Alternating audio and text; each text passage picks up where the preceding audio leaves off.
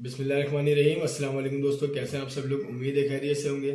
जी दोस्तों, आप लोग देख रहे हैं मेरा यूट्यूब चैनल जवाब दो विद नईम अहमद।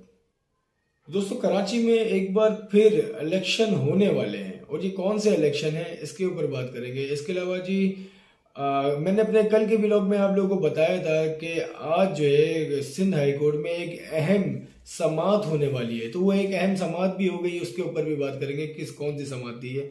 और इसके अलावा इस टाइम पे अब से कुछ देर बाद जब आप लोग ये वीडियो देख रहे होंगे तकरीबन 8:30-9 बजे के टाइम पे एमकेएम बहादुराबाद ने अपना जनरल वर्कर्स का इजलास बुलाया है।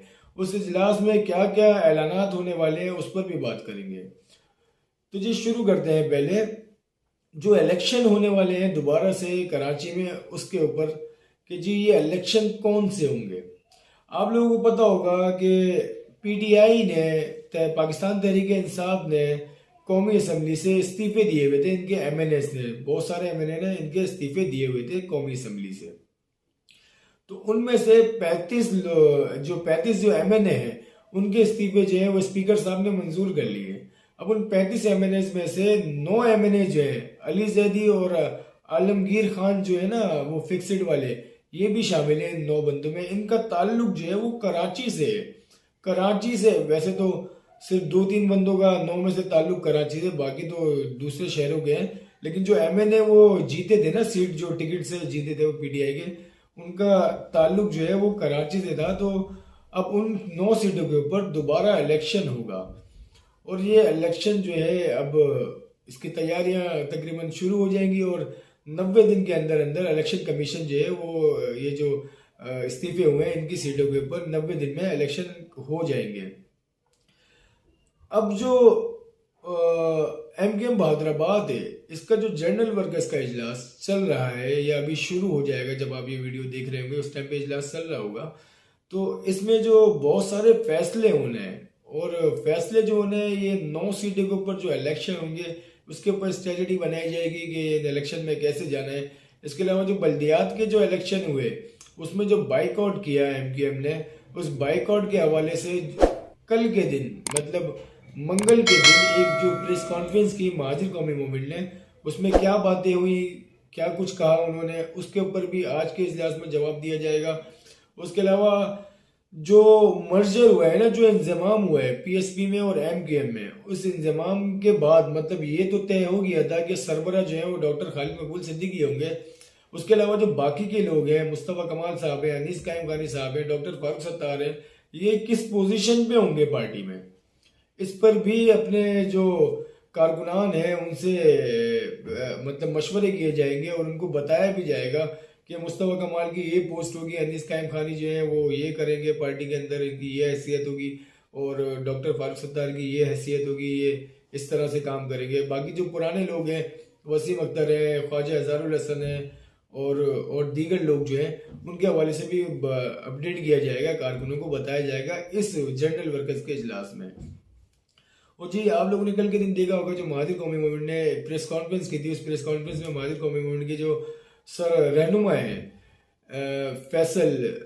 फैसल उद्दीन साहब जो हैं, फैसल उद्दीन साहब जो उनके रहनुमा हैं, उन्होंने जो कल प्रेस कॉन्फ्रेंस की उसमें जो इल्ज़ामात लगाए कि एमकेएम बहादुराबाद ने पैसे खा के दस्तबरदार हुए इलेक्शन से। उसके अलावा जमात इस्लामी के बारे में बहुत कुछ कहा, एमकेएम के बारे में तो बहुत कुछ कहा और ये तक कह दिया कि जो चेयरमैन है पार्टी के आफाक अहमद साहब, उन्होंने कहा था कि जो लोग अपने रूहानी बाप के नहीं हुए वो हमारे या महाजिर कौम के क्या होंगे। जो लोग कहते थे कि हमारे जिस्म पे जो कपड़े हैं वो अल्ताफ हुसैन के दिए हुए हैं, हमारे पैरों में जो चप्पल है वो अल्ताफ हुसैन की दी हुई है, उसके बाद भी ये लोग उस बंदे के नहीं हुए तो इस कौम के क्या होंगे। ये हमें हमारे कायद ने मतलब आफाक अहमद साहब ने, हमारे चेयरमैन ने बता दिया था।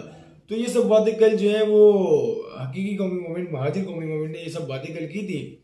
तो हो सकता है जनरल वर्कर इजलास में इन बातों का भी जवाब दिया जाए और जो 9 सीटों का इलेक्शन होंगे कराची में उस पर भी अपनी स्ट्रेटजी जो है वो भी बताई जाए और उसमें बताया जाएगा कि इलेक्शन में कैसे जाना है। जी अब आते हैं कल की आज जो सिंध हाई कोर्ट में एक अहम समाअत हुई उसके ऊपर।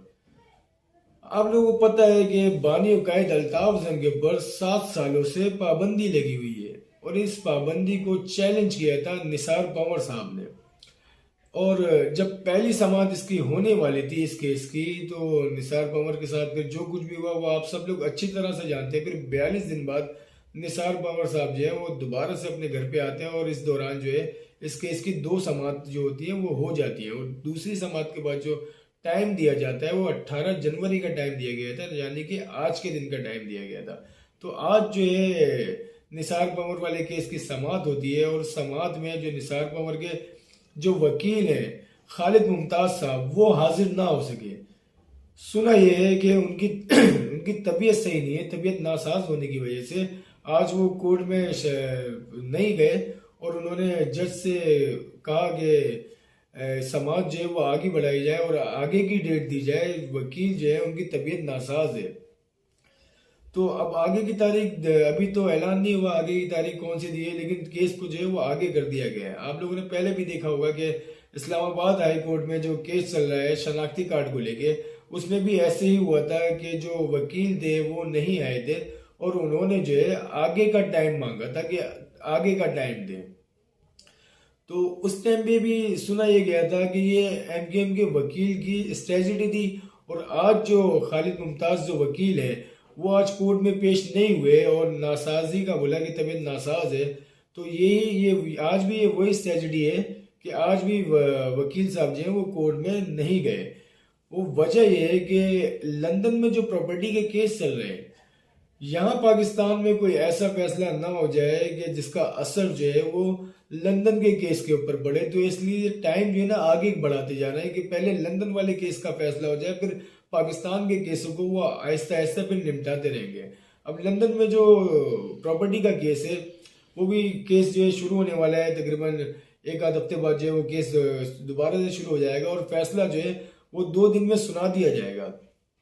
इतलात कुछ इस तरह से है कि एमकेएम बहादुराबाद जो है वो मुबैना तौर पे इतला है कि एमकेएम बहादुराबाद जो है वो इस केस में और भी लोगों को घसीटने वाली है। एमकेएम लंदन की जो राब्ता कमेटी है उन लोगों को, मतलब वहां से भी कुछ लोग ऐसे हैं राब्ता कमेटी के, उनको भी इस केस में खींचा जाएगा। जो प्लान किया है एमकेएम बहादुराबाद ने, मुबैना तौर पे कहा जा रहा है कि एमकेएम ने बहुत मजबूत जो है इस केस को लेके एमकेएम बहादुराबाद ने तैयारी कर ली है, क्योंकि इनको 1 महीने का टाइम मिल गया तैयारी करने का। लेकिन तैयारी करने का ये 1 महीने का टाइम जो है वो सिर्फ एमकेएम बहादुराबाद को नहीं मिला, जो ओरिजिनल वाली एमकेएम अल्ताफ हुसैन साहब उनको भी 1 महीने का टाइम मिला है। और उनकी जो केस जो है पहले मजबूत था एमकेएम लंदन के पास ही। तो अब देखते हैं जी इस केस में और क्या होता है, कितने दिन लगते हैं इसका फैसला आने में। जो कहा जा रहा है कि 2 दिन में फैसला सुना दिया जाएगा। और ऐसे ही है कि 26 तारीख से या 25 तारीख से ये समाज शुरू होगी और 2 दिन में फैसला सुना दिया जाएगा। और उम्मीद जो है, जो मतलब इतला है, उम्मीद तो नहीं कहेंगे, इतला है कि ये केस जो है या तो बानी अल्ताफ हुसैन के हक में आएगा या ये जो प्रॉपर्टी है ना ये एमकेएम बहादुराबाद के हिस्से में आएंगी ना एमकेएम लंदन के हिस्से में आएंगी। क्योंकि कोई भी मुल्क ये नहीं चाहेगा। अब जाहिर है, जैसे अब मिसाल के तौर पे एमकेएम बहादुराबाद जो है अगर ये केस जीत जाती है तो वो सारी प्रॉपर्टियां बेच के उसका जो पैसा है, जो अरबों रुपए जो है वो पाकिस्तान लेके आ जाएंगे। तो कोई भी मुल्क ये नहीं चाहेगा कि उसकी इतनी बड़ी करेंसी जो है किसी दूसरे मुल्क में शिफ्ट हो जाए। तो इसी वजह से हो सकता है कि ये फैसला जो है वो एमकेएम बहादुराबाद के हक में तो नहीं आए, एमकेएम लंदन के हक में आ सकता है। या ये भी फैसला हो सकता है कि ये प्रॉपर्टी जो है ये जब्त हो जाएगी। ये तो खैर 28 तारीख को पता चल जाएगा इसका फैसला क्या होना है। इसके अलावा जी एक बड़ा बयान आया है आपसे कुछ देर पहले, और ये बड़ा बयान है ना, ये आपको पता है पीटीआई की तरफ से आते हैं। पीटीआई के लोग जो है वो बातें ऐसी ऐसी कर जाते हैं, फिर जब एक्शन होता है तो फिर मासूम बनते हैं। पीटीआई के रहनुमा है आजम सवाती साहब, किसी तारुफ के मोहताज नहीं है।